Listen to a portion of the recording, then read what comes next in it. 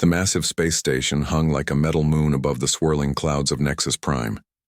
Inside its grand chamber, representatives from across the galaxy gathered for the most important meeting in 3,000 years.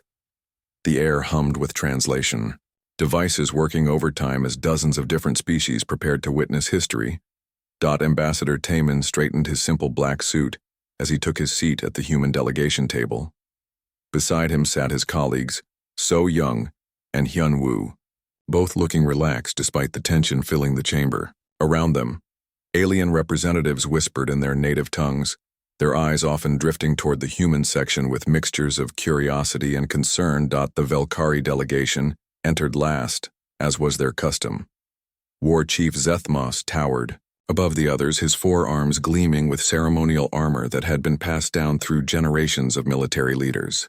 His species had ruled a quarter of the galaxy before the Great Armistice, and everyone knew they had never stopped dreaming of expansion. The chamber fell silent as the council speaker, an ancient Marathi with skin like weathered stone, raised his staff. We gather today to address the formal petition submitted by the Velkari Empire regarding the status of the 3-millennium armistice. Zethmos stood, his massive frame casting shadows across nearby delegations. He reached for the warglaive at his side, a ceremonial weapon that had declared countless conflicts throughout galactic history. The sound of metal against stone echoed through the chamber as he struck the floor 3 times. I, War Chief Zethmos of the Velkari Empire, do hereby declare the Great Armistice null and void. His voice carried the weight of tradition and the promise of violence. For 3,000 years we have watched in silence as humanity spreads like a plague across our galaxy. They colonize world after world, system after system, with no regard for the natural order. Murmurs rippled through the assembly. Several species nodded in agreement, remembering their own concerns about human expansion. The Zephyrians had complained about humans settling near their sacred worlds. The Krillian Collective had protested human mining operations in what they considered their territory. Zeth quote, Moss continued, his 4 eyes blazing with righteous anger. They build their cities where they please. They terraform planets without permission. They spread their culture, their language, their way of thinking wherever they go. This cannot continue. The war chief raised his glaive high above his head, a gesture that had preceded dozens of galactic conflicts. Therefore, in accordance with the ancient laws of our ancestors, the Velkari Empire formally declares war upon humanity and all its colonies. They will be cleansed from this galaxy within 1 solar cycle. The chamber erupted in shocked gasps and nervous chittering. Some species had expected this moment for decades, but hearing it declared so formally still sent waves of panic through the assembly. Wars involving humanity had been rare since the Armistice, but when they happened, they tended to reshape entire sectors of space. But then something unprecedented happened in the 3,000-year history of the Galactic Council. Tai-Min started, laughing. It began as a soft chuckle barely audible over the nervous sounds filling the chamber, but it grew louder, more genuine, until the human ambassador was leaning back in his chair with tears of amusement streaming down his face. The translation systems struggled to convey the pure, unfiltered mirth in his voice to species who had never heard such a sound in a formal declaration of war. So Young joined in next, her musical laughter harmonizing with her colleagues' deeper tones. Then Hyunwoo added his voice to the chorus, and soon all 3 humans were laughing so hard they could barely breathe.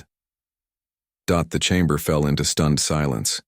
Zethmos lowered his warglaive slowly, confusion replacing the righteous fury in his expression. The council speaker's ancient face wrinkled further as he tried to process what was happening. In 3 millennia of formal proceedings, no one had ever responded to a declaration of war with laughter. You dare mock the sacred traditions of warfare? Zethmos bellowed, his forearms spreading wide in a gesture of outrage. You face extinction, and you laugh? Taemin wiped the tears from his eyes and stood slowly. He was much smaller than the Velkari war chief, appearing almost fragile in comparison, but something in his posture and the way he carried himself suggested he was anything but helpless. Oh, Zethmos, Taemin said, his voice still warm with amusement. Sweet, innocent Zethmos. You really don't know, do you? Know what? The war chief's voice carried a note of uncertainty now. Te-Min looked around the chamber, his gaze taking in the worried faces of dozens of species. You don't know what happened during those 3,000 years, do you? What humanity was actually doing all this time?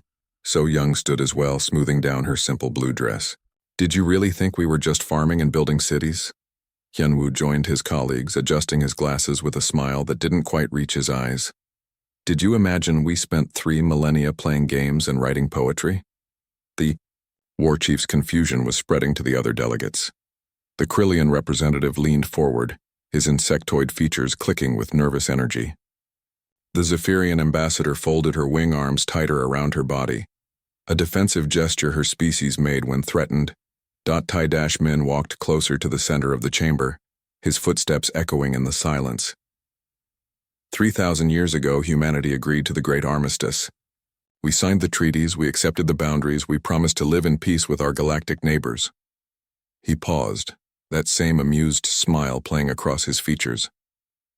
But you never asked us what we meant by peace. Zethmos gripped his warglaive, tighter. Speak plainly, human. What games are you playing?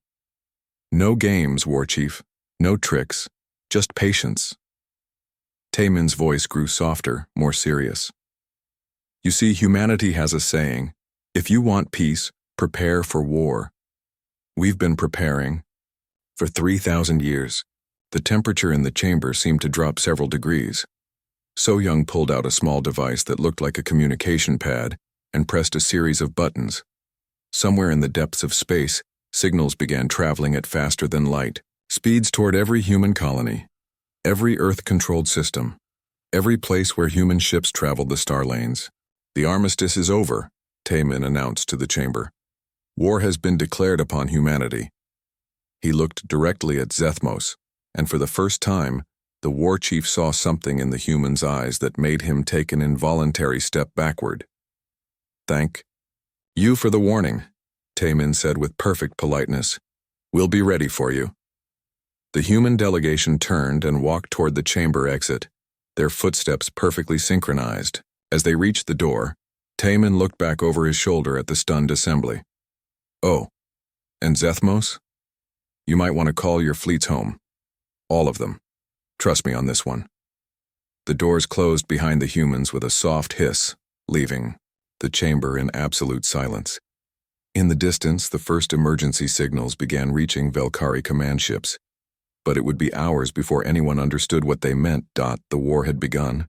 But for the first time in galactic history, nobody was sure who the real predator was.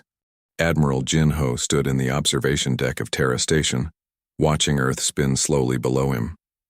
The blue and green planet looked peaceful from this distance, with white clouds drifting across continents where billions of humans went about their daily lives. But Jin-Ho knew better than anyone that appearances could be deceiving. His communication device buzzed with the message he had been waiting for. The signal was simple. 3 short pulses followed by 2 long ones. To anyone listening, it would sound like routine navigation data. But to every human military commander in the galaxy, it meant the same thing. Game time. Sir? Captain Boram entered the observation deck, her uniform crisp, despite having just completed a 12-hour shift. We received the activation signal 20 minutes ago. All departments are reporting ready. Jin-Ho nodded without taking his eyes off Earth. How long since the last drill? 6 months, sir, though the crews have been running individual system checks weekly, as per standard protocol. Standard protocol. Jin-Ho almost smiled at that phrase. If the Velkari only knew what humanity considered standard protocol for peacetime operations. Below them, Earth cities continued their normal routines. Children went to school, adults reported to work, families gathered for evening meals. But in hidden facilities beneath mountains and ocean floors, other activities were taking place. Factories that had been producing agricultural equipment for decades were retooling their assembly lines. Civilian shipyards were opening sealed compartments that hadn't seen light for generations. What's the status on the outer colonies? Jin-Ho asked. Bo-Ram consulted her datapad. New Seoul reports full readiness in 4 hours. Busan Station will need 6 hours for complete activation. The mining colonies are already switching from extraction operations to production mode. And the farmers? Jae-sung sends his regards from Harmony Valley. He says the harvest this year is particularly good. Bo-Ram's tone was perfectly neutral, but Jin-Ho caught the slight emphasis on the word harvest. Jin-Ho finally turned from the window. Bo-Ram looked like any other young military officer, competent, dedicated, professional. She had joined the Space Navy after finishing her engineering degree, following a career path that thousands of humans chose every year. What the galaxy didn't know was that her engineering degree included coursework in military system design, and her routine naval training had covered everything from fleet tactics to planetary siege warfare. Contact Dr. Yoon-ji at the Research Collective. Tell her we need a full report on agricultural productivity within the next 24 hours. Bo-Ram nodded and left the observation deck.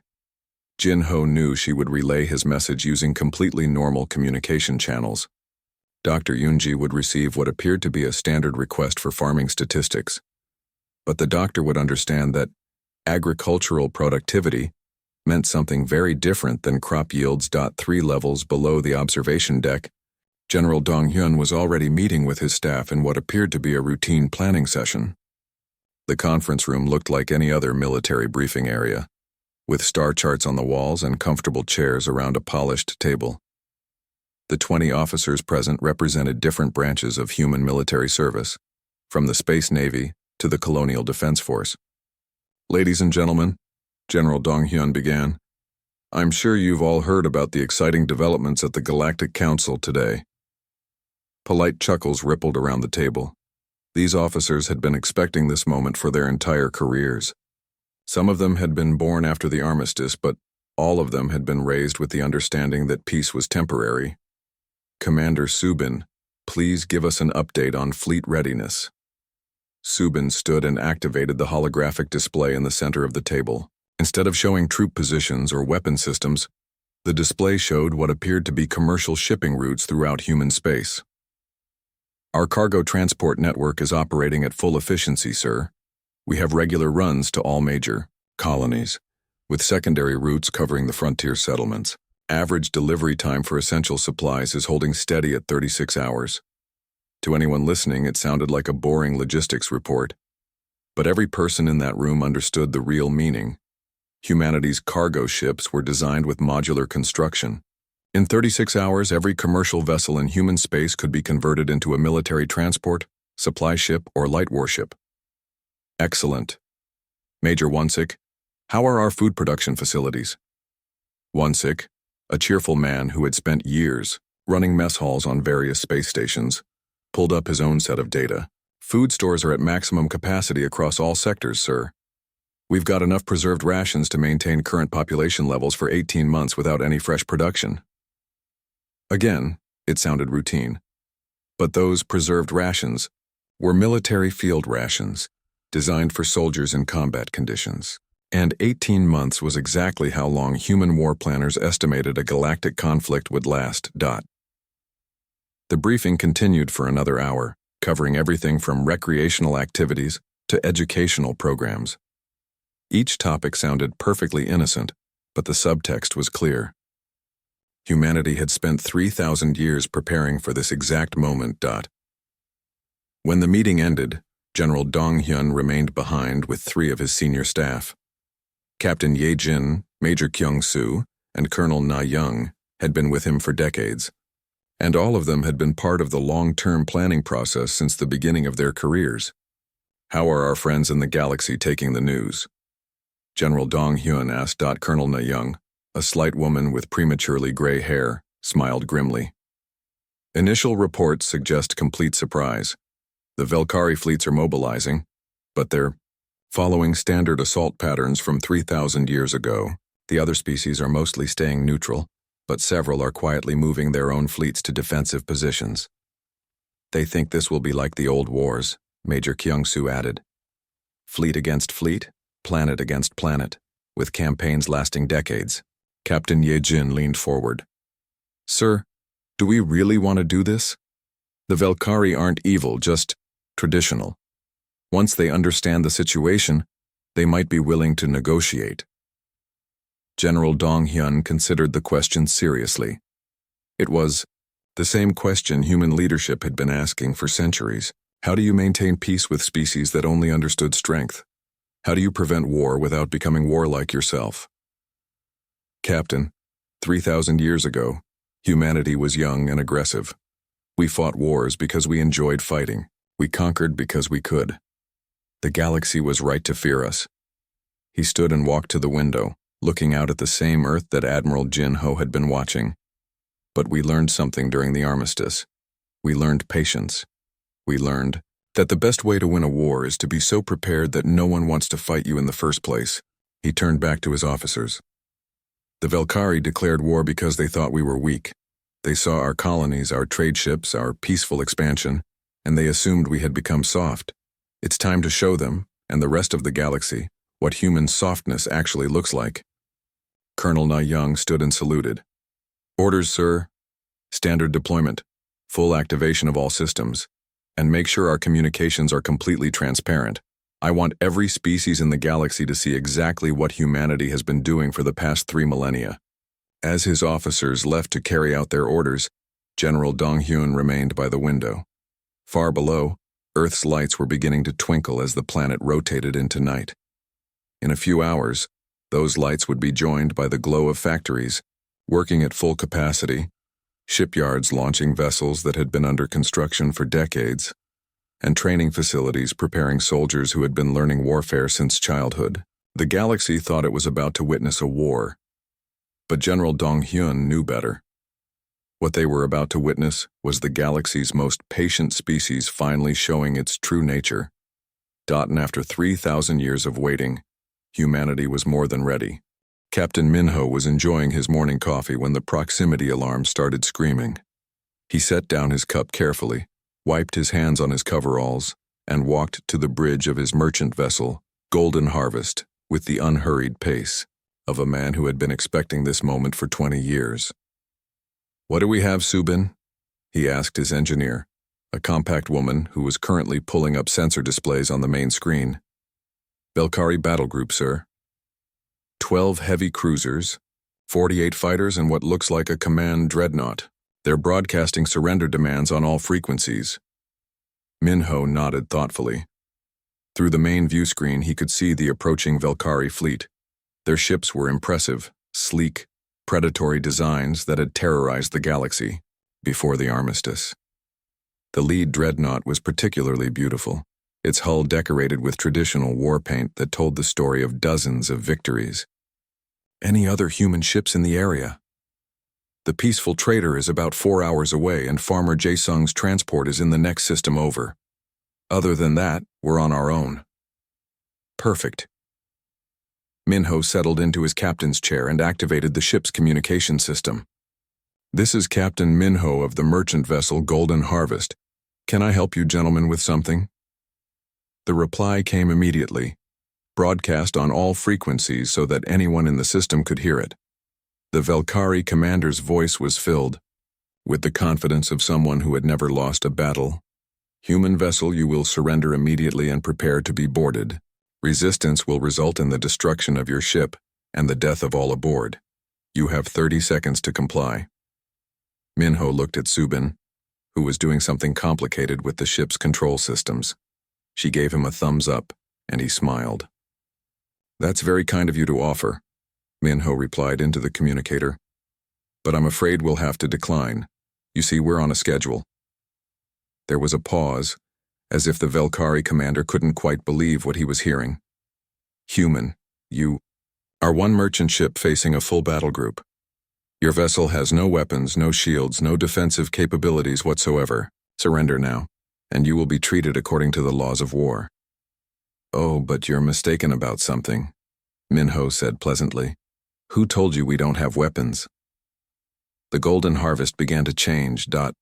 What had appeared to be a simple cargo vessel started unfolding like a mechanical flower. Hull plates slid aside to reveal weapon emplacements that had been hidden for decades. The ship's engines, which had seemed designed for hauling freight, suddenly blazed with military-grade power. In less than 3 minutes, the harmless merchant ship had transformed into something the Velkari had never seen before. Subin, remind me to thank the design team when we get home. This new hull configuration works beautifully. Yes, sir. All weapon systems are online, shields at maximum power. The new reactor is performing within acceptable parameters. The Velkari fleet had stopped advancing, clearly confused by what they were seeing.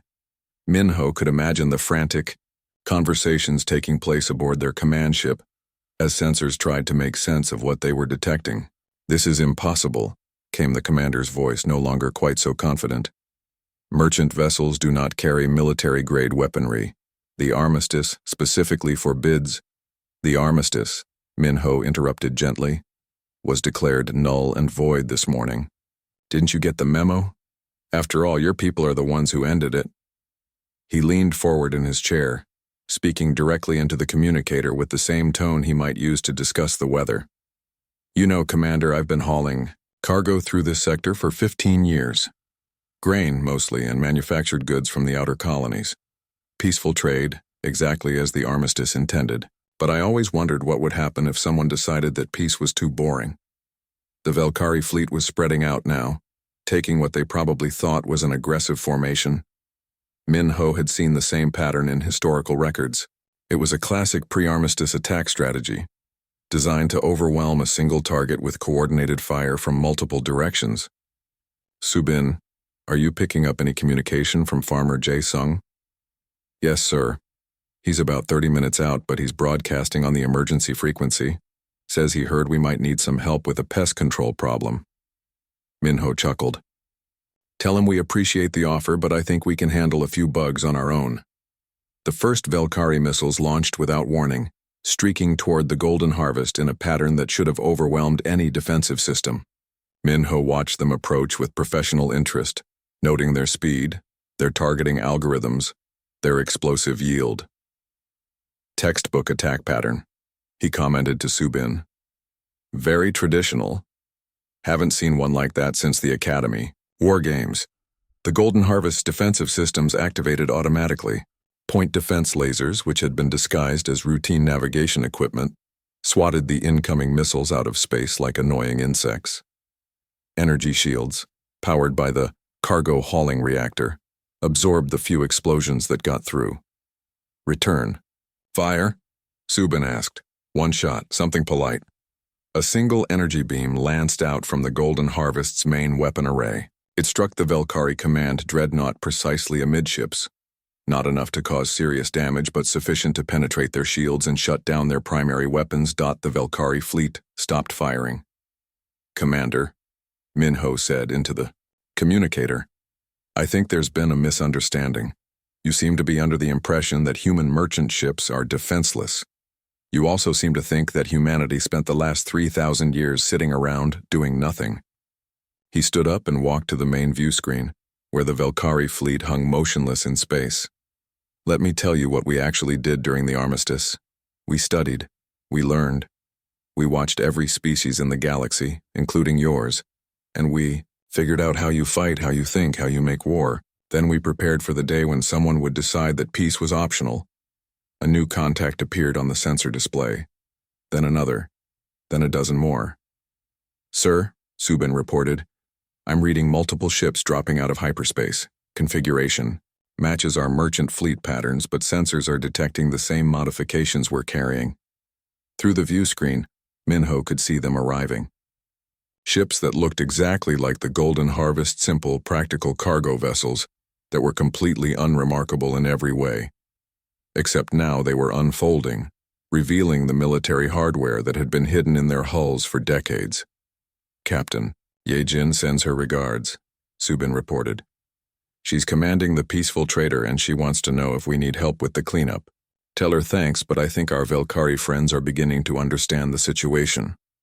Minho activated the general communication frequency, so his words would be broadcast to every ship in the system. Commander, you have two choices.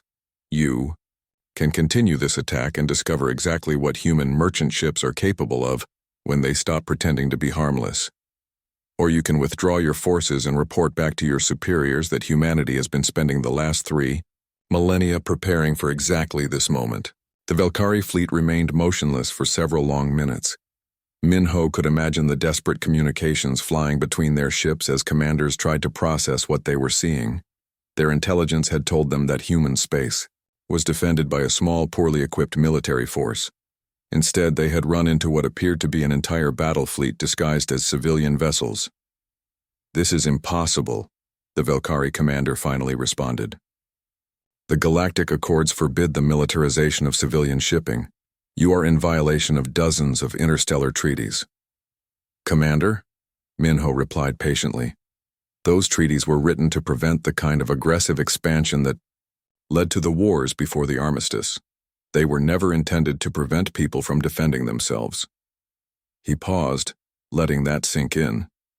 "Besides, we're not civilians anymore. As of this morning, when your war chief declared war on humanity, every human ship, every human colony, every human citizen became a legitimate military target, which means we became a legitimate military force. More ships were arriving now, not just disguised merchants but vessels that had never bothered to hide their true nature, sleek patrol boats that had been conducting routine surveys for decades, heavy transports that had been carrying agricultural equipment to frontier worlds, even a few ships that looked like luxury yachts but moved with the precision of military vessels. "The thing is," Minho continued, "humanity learned something important during the last war. We learned that the best way to win a fight is to be so prepared that your enemy gives up before the real fighting starts." He gestured toward the growing human fleet commander. "You're looking at one merchant convoy from one small sector of human space.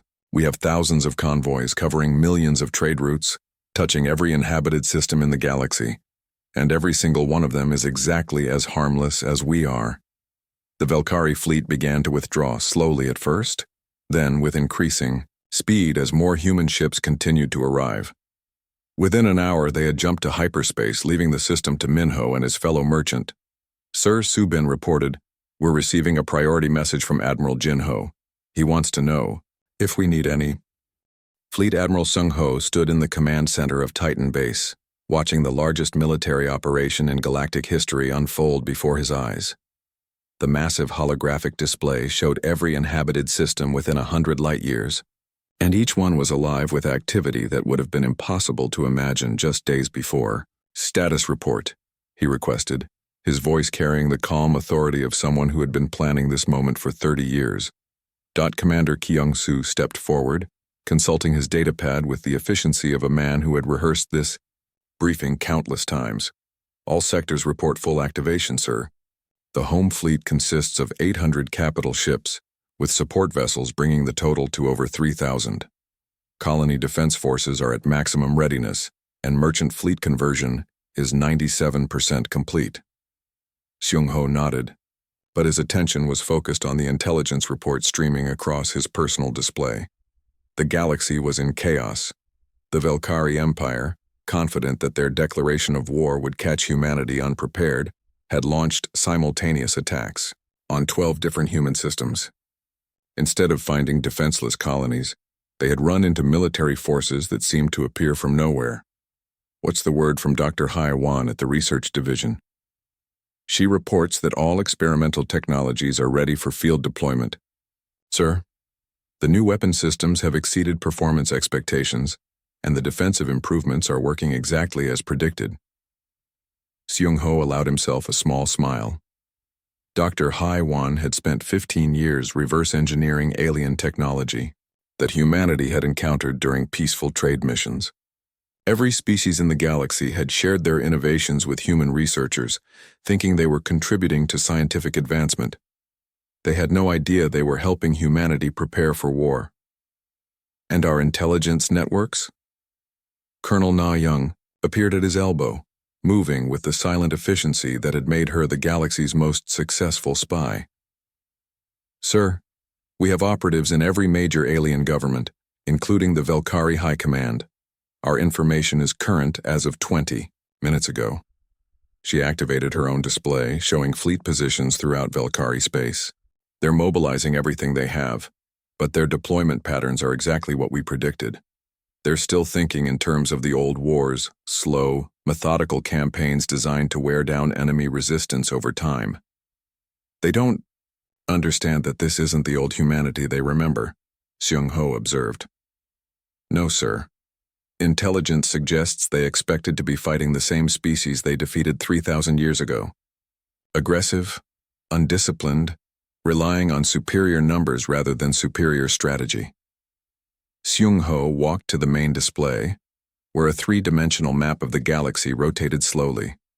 Red markers showed Velkari fleet positions, blue showed human forces, and green indicated neutral species who were watching the conflict with growing alarm. Commander Jun-young, how is our information campaign proceeding? A young officer with intelligent eyes and a slight smile stepped forward. Extremely well, sir. We've been broadcasting human historical documentaries on all public frequencies for the past 6 hours. The response has been educational. Seung-ho raised an eyebrow. Explain. Well, sir, it seems that most alien species have a very limited understanding of human history. They knew we had wars before the Armistice, but they assumed those were simple territorial conflicts like their own historical battles. Jun-young activated a communication record, and suddenly the command center was filled with the panicked voice of a Krillian military analyst. Command, you need to see these broadcasts immediately. The humans fought a war that killed 60 million of their own people, with primitive weapons, in less than 6 years, and they've had dozens of conflicts like this throughout their history. Another voice, this one belonging to a Zephyrian admiral. Sir, according to these records, humans developed weapons capable of destroying entire planets 3,000 years ago. They could have wiped out any species in the galaxy, but they chose not to use them. Turn it off, Seung-ho said quietly. The recordings ended, leaving the command center in thoughtful silence. Sir, Colonel Na-young reported, we're receiving surrender requests from 17 different species. They're not even involved in the current conflict, but they want to make sure we know they're not hostile to human interests. Seung-ho studied the tactical display, where Velkari fleets were beginning to realize that their surprise attacks were running into prepared defenses. Human colony worlds that should have been defenseless were revealing military installations that had been hidden for centuries. Orbital defense platforms were rising from supposedly empty space, powered by reactors that had been disguised as commercial facilities. What about the children? He asked. Commander Kyung-soo smiled. The youth training programs are exceeding all expectations, sir. 12-year-old students from New Busan just submitted a battle plan for the Kelran sector that our best strategists say is virtually flawless. They think it's a game, Seung-ho noted. Yes, sir. They've been playing war games their entire lives, not realizing they were actually learning military strategy, fleet tactics, and resource management. When we activated the youth auxiliary programs, they treated it as the ultimate competition. The display updated again, showing new human reinforcements arriving in contested systems. But these weren't military vessels in the traditional sense. They were colony ships, mining platforms, research stations, civilian infrastructure that was revealing its true purpose. Sir, called out Major Wansik from the logistics station, I'm getting reports from the Harmony Valley Agricultural Collective. Farmer Jae-sung wants to know if his defensive installations are performing according to specifications. Defensive installations? Yes, sir. What appeared to be automated farming equipment was actually modular military hardware. Grain silos that unfold into missile batteries, irrigation systems that can be converted to defensive barriers, and harvesting machines that serve as armored personnel carriers. Seung-ho shook his head in amazement. Even after 30 years of planning, the scope of humanity's preparations still surprised him. Every aspect of human civilization had been designed with dual purposes: peaceful on the surface, military beneath. Commander Na-young, what's the psychological impact on Velkari forces? The intelligence officer consulted her reports. Devastating, sir. Their military doctrine assumed they were fighting a species that had grown soft during the Armistice. Instead, they're discovering that every human they encounter has been preparing for war their entire lives. She paused, then continued with what might have been admiration in her voice. Sir, We intercepted a communication from a Velkari fleet commander to his superiors. He said, and I quote, "These are not the humans from our historical records. These people were born for war." In a sense, he's right, Sung-ho reflected. Every human born since the Armistice has grown up knowing that war was inevitable. Their education, their entertainment, their entire culture has been shaped by that knowledge. The tactical display updated again, showing Velkari forces beginning to withdraw from several systems. Not in panic, but in the careful, methodical manner of professional soldiers who had realized they were facing an opponent they didn't understand. "Sir," Commander Kyung-soo reported, "we're receiving a priority communication from Velkari High Command. They're requesting a ceasefire and immediate negotiations." Sung-ho studied the display for a long moment. The war had lasted less than 3 days, and already the galaxy's second-largest military power was asking for peace. "What are our losses?" "Minimal, sir. 17 wounded, no fatalities. Material damage is negligible." "And theirs?" "Approximately 30% of their active fleet is either destroyed or disabled. They estimate it will take them 50 years to rebuild to current strength." Seung-ho nodded slowly. This was exactly what human strategists had predicted. Not a war of conquest, but a demonstration of capability so overwhelming that continued fighting would be pointless. "Open a channel to Velkari High Command," he ordered. "It's time to explain the new reality to our galactic neighbors." As the communication links activated, Sung-ho reflected on what humanity had accomplished. They had spent 3,000 years preparing for a war that lasted 3 days. But more importantly, they had shown the galaxy that the choice wasn't between war and peace. It was between accepting humanity as an equal partner or discovering what happened when you tried to make them an enemy. The age of human patience was over. The age of human leadership was about to begin. "This is Fleet. Admiral Sung-ho of the Terran Defense Force," he said into the communicator. "I believe you wanted to discuss terms." 6 months after the shortest galactic war in recorded history, Ambassador Taemin stood once again in the Grand Council chamber above Nexus Prime. The massive space station looked the same as it had during that fateful day when the Armistice ended, but everything else had changed in ways that most species were still struggling to understand. The chamber itself had been rebuilt, expanded to accommodate new delegations from dozens of species that had never shown interest in galactic politics before humanity's brief but decisive demonstration of power. Where once there had been empty seats representing minor colonies and frontier worlds, now sat ambassadors eager to establish formal relations with the new galactic order. "The Council recognizes Ambassador Taemin of the Terran hegemony," announced the speaker, an elderly Morathi whose ancient voice carried new tones of respect and caution. Tae-Min stood slowly, adjusting the simple blue suit that had become his trademark. Around him sat representatives from across the known galaxy, and he could see the mixture of curiosity, fear, and hope in their varied faces. The Krillian delegation leaned forward with their characteristic clicking sounds. The Zephyrian ambassadors kept their wing arms folded in gestures of nervous attention.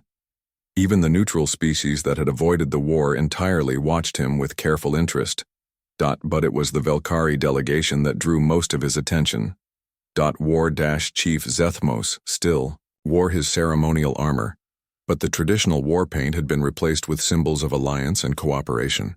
The massive warrior who had declared war 6 months ago now served as the primary advocate for the new partnership treaties that had reshaped galactic politics. "Honored delegates," Taemin began, his voice carrying easily through the chamber's translation systems. 6 months ago, many of you witnessed the end of the 3-millennium armistice. Today, I hope we can discuss what comes next. He gestured toward the central display, which showed a 3-dimensional map of the galaxy marked with trade routes, communication networks, and defense perimeters that hadn't existed before the war. Some of you have asked why humanity chose to reorganize galactic civilization rather than simply returning to the old treaties. The answer is simple. The old system didn't work. Murmurs rippled through the assembly. The Krillian representative raised one of his 4 arms in a gesture, requesting permission to speak. "Ambassador Taemin, The Krillian Collective wishes to understand the human concept of protection services.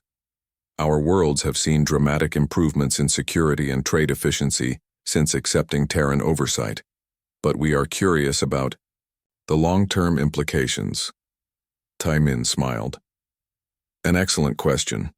Commander Yujin, would you care to explain our approach to galactic security? A woman in a crisp military uniform stood from the human delegation. Yujin had spent the past 6 months establishing the new defense networks that now protected most of the galaxy's inhabited systems. Honored delegates, the Terran Protection Service operates on a simple principle. Prevention is more effective than response. Rather than waiting for conflicts to develop, we maintain sufficient forces to ensure that aggressive actions become pointless. She activated her own display, showing fleet positions and patrol routes that covered thousands of star systems. Every species that has requested protection receives it, regardless of size, location, or political alignment. Our only requirements are that member worlds refrain from aggressive actions against their neighbors and contribute to the collective security effort according to their capabilities. The Zephyrian ambassador unfolded one wing arm in a gesture of cautious inquiry. And if a world chooses not to participate in this system? Yujin's expression remained perfectly neutral. Then they remain free to manage their own security arrangements exactly as they did before the war. We don't compel participation, Ambassador. We simply make it available. What she didn't say, but everyone in the chamber understood, was that no species had actually chosen to remain outside the new system. The demonstration of human military capability 6 months ago had been too thorough, too overwhelming, for anyone to believe they could maintain independent security in a galaxy where humanity was actively involved. General Wu Sung, who had overseen the transition from military occupation to civilian administration, stood to address a question from the Andromedian delegation. General, our worlds have experienced what you call infrastructure improvements since joining the Terran hegemony. Our people are curious about the scope of these projects. Wu Sung activated a series of displays showing construction projects throughout the galaxy. New communication networks that could transmit messages between star systems in hours rather than weeks. Trade routes protected by automated defense platforms that eliminated piracy. Research stations that shared scientific discoveries across species boundaries. The infrastructure projects serve multiple purposes, Wu Sung explained. They improve quality of life for all participating worlds, create economic opportunities that didn't exist before, and establish the technological foundation for continued cooperation. He paused, then added with a slight smile. They also make it very clear that humanity is committed to long-term stability rather than short-term exploitation. Ambassador Taimin returned to the center of the chamber, where he had stood 6 months. Ego and Zethmos had declared war. The contrast between that moment and this one was striking. Where once there had been tension and hostility, now there was cautious optimism and genuine cooperation. Delegates, I want to address the question that many of you have been too polite to ask directly. What does humanity actually want? The chamber fell silent.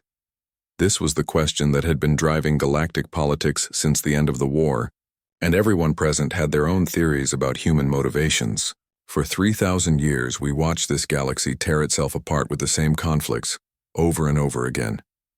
Species fought wars over resources that could have been shared.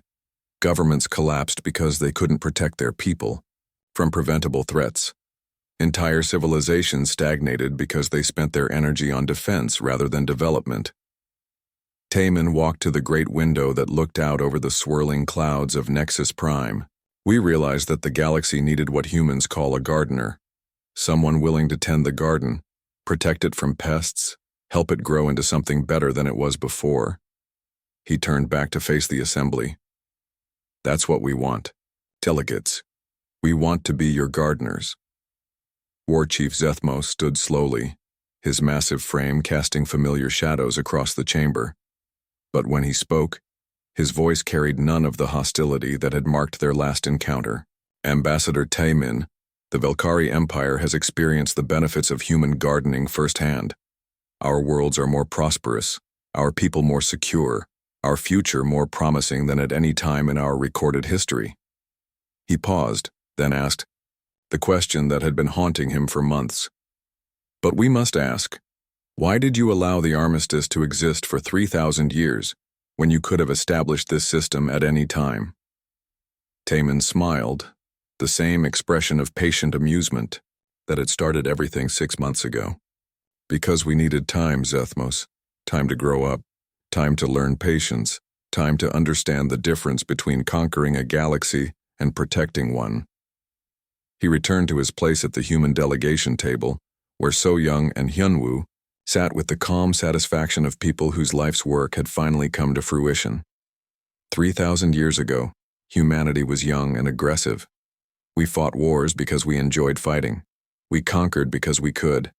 The galaxy was right to fear us then. Taman looked around the chamber, meeting the eyes of delegates from dozens of species. But we learned something during the Armistice that changed us forever. We learned that the strongest species isn't the one that can destroy its enemies. It's the one that can turn its enemies into friends. The session continued for several more hours, covering trade agreements, research partnerships, and security arrangements that would reshape galactic civilization for centuries to come. But the real business of the day had been completed in that moment, when Zethmos asked his question, and Taemin gave his answer. As the delegates filed out of the chamber, heading back to worlds that were more secure, more prosperous, and more connected than they had ever been before, Taemin remained behind with his colleagues. Do you think they understand? So-young asked quietly. Some of them, Hyunwoo replied. The smart ones figured it out months ago. The others will understand eventually. Taemin walked to the great window, looking out at the stars that now fell under human protection. Somewhere out there, former enemies were becoming allies. Isolated worlds were joining galactic civilization, and conflicts that had lasted for millennia were being resolved through cooperation rather than conquest. No, he said to his companions, I think we actually pulled it off. What's that? So-young asked. We convinced an entire galaxy that war is unnecessary when you're so overwhelmingly superior that nobody wants to fight you. Hyunwoo chuckled. And the best part is, it's actually true. Far below them, on the surface of Nexus Prime, construction crews were building new facilities that would serve as the permanent headquarters for the Galactic Council. For the first time in the galaxy's recorded history, there was genuine hope the